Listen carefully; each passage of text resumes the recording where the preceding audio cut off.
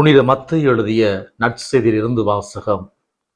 அதிகாரம் 5, இறை வார்த்தைகள் 43 தொடக்கம் 48 முடிய உள்ள இறை வார்த்தைகள்.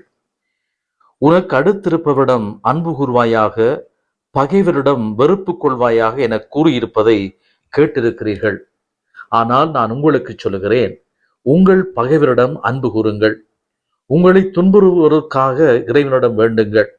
இப்படி செய்வதால் நீங்கள் உங்கள் விண்ணகத் தந்தையின் மக்களாவீர்கள். ஏனெனில் அவர் நல்லோர் மேலும் தீயோர் மேலும் தம் கதிரவனை உதித்தெழச் செய்கிறார். நேர்மையுள்ளோர் மேலும் நேர்மையற்றோர் மேலும் மழை பெய்யச் செய்கிறார். உங்களிடத்தில் அன்பு செலுத்துவோரிடமே நீங்கள் அன்பு செலுத்துவீர்களானால் உங்களுக்கு என்ன கைமாறு கிடைக்கும்? வரி தண்டுவோரும் இவ்வாறு செய்வதில்லையா? நீங்கள் உங்கள் சகோதர சகோதரிகளுக்கு மட்டும் வாழ்த்து கூறுவீர்களானால் நீங்கள் மற்றவருக்கும் மேலாக செய்து விடுவதென்ன? பிற இனத்தவரும் இவ்வாறு செய்வதில்லையா? ஆதலால் உங்கள் விண்ணகத் தந்தை நிறைவுள்ளவராய் இருப்பது போல நீங்களும் நிறைவுள்ளவராய் இருங்கள். இது கிறிஸ்து வழங்கும் நற்செய்தி.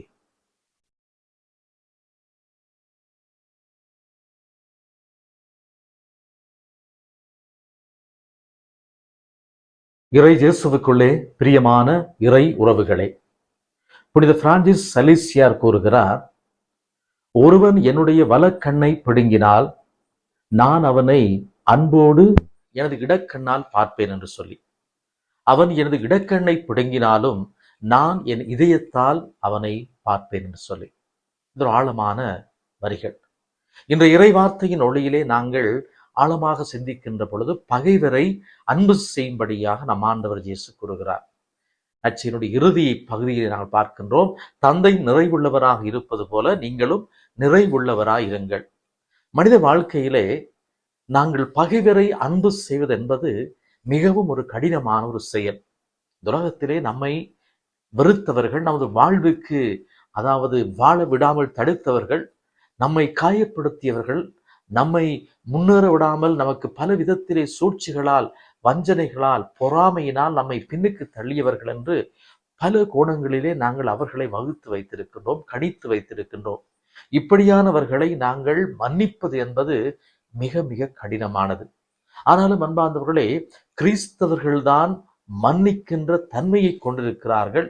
கிறிஸ்தவர்களுக்கு இந்த மன்னிக்கின்ற தன்மை அளவுக்கு அதிகமாக இருக்கின்றது என்பதை நாங்கள் அண்மையிலே புனித ராணி மேரி, புனிதையாக வந்த அந்த ராணி மேரி, அவள் பல முறை கத்தியால் குத்தப்பட்ட நிலையிலே இறக்கின்ற பொழுது அந்த சமிந்திர சிங் என்பவரை அந்த அருட்சகோதரனுடைய சகோதரி, அருட்சகோதரி குடும்பத்தினர் சென்று அவரை மன்னித்து 7 ஆண்டுகளாக அவன் ஒரு வெறுப்புணர்வுக்குள்ளே இருக்கிறார். ஆனால் அவனை மன்னித்து அவனுக்கு ஞானஸ்தானம் கொடுக்கின்ற அளவிற்கு இந்த அருட்சகோதரனுடைய குடும்பமானது அந்த மன்னிப்பை எடுத்து எம்பியதாம்.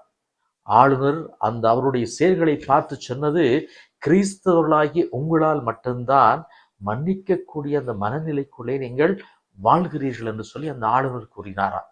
அன்பார்ந்தவர்களே, நமது மனித வாழ்க்கைக்குள்ளும் நாங்கள் ஆழமாக சிந்திக்கின்ற பொழுது நாங்கள் நமது வாழ்வுக்குள்ளே பல எதிர்மறை சிந்தனை உடைய அல்லது நம்மை வெறுக்கின்ற நிலைக்குள்ளே இருக்கின்ற பலரை நாங்கள் மன்னிக்காமல் நாங்கள் உடல் ரீதியாக, உளவியல் ரீதியாக மன காயங்களோடும் நாங்கள் மன வேதனைகளோடும் வாழ்ந்து கொண்டு வருகிறோம்.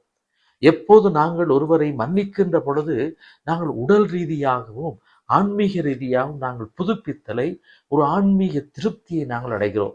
இன்று நமது மனித மனங்களுக்குள்ளே அதிகமான மகிழ்ச்சி, சந்தோஷம் இல்லாததற்கு ஒரு காரணம் நாங்கள் மன்னிக்காமல் வாழ்வதுதான்.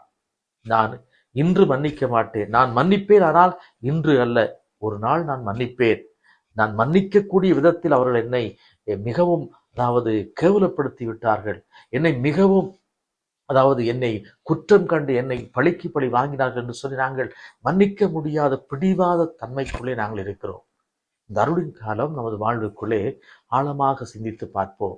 நம் ஆண்டவர் இயேசு கல்வாரியிலே அவர் சிலுவையிலே கூறிய அந்த வார்த்தை, தந்தை இவர்கள் அறியாமல் செய்கிறார்கள், இவருடைய பாவங்களை மன்னியும் என்று சொல்லி அந்த மன்னித்த நம் நாயகன் இயேசுவினுடைய பாடுகளை நாங்கள் சிந்திக்கின்ற பொழுது, நானும் நீங்களும் நம்மோடு வாழுகின்ற நமது உறவுகள் அல்லது நமக்கு தெரிந்தவர்கள் அல்லது நம்முடைய வாழ்விலே பல்வேறு விதமான நிலையிலே உதவியவர்கள் என்று நம்மை வெறுத்தவர்கள், வெறுத்தொடுக்கியவர்கள், நம் மீது ஒரு காய்மகாரத்தோடும் பொறாமையும் காழ்ப்புணர்வோடும் இருக்கின்றவர்களை நாங்கள் நிச்சயமாக மனதார மன்னிக்கின்ற ஒரு நல்ல உள்ளத்திற்காக நாங்கள் இன்றைய நாளிலே இறைவனிடம் சிறப்பாக மன்றாடுவோம்.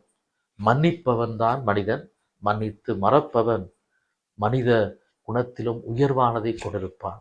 எனவே நமது வாழ்வையும் ஆழமாக சிந்தித்து மனித தன்மையிலே கொண்டு வாழுகின்ற பொழுதும் கூட தெய்வீக தன்மையை மன்னிப்பதனூடாக நாங்கள் அனுபவிக்க முடியும் என்பதை நாமும் உணர்ந்து வாழ முயற்சி செய்வோம். இறைவன் நம்மை ஆசீர்வதிப்பாராக.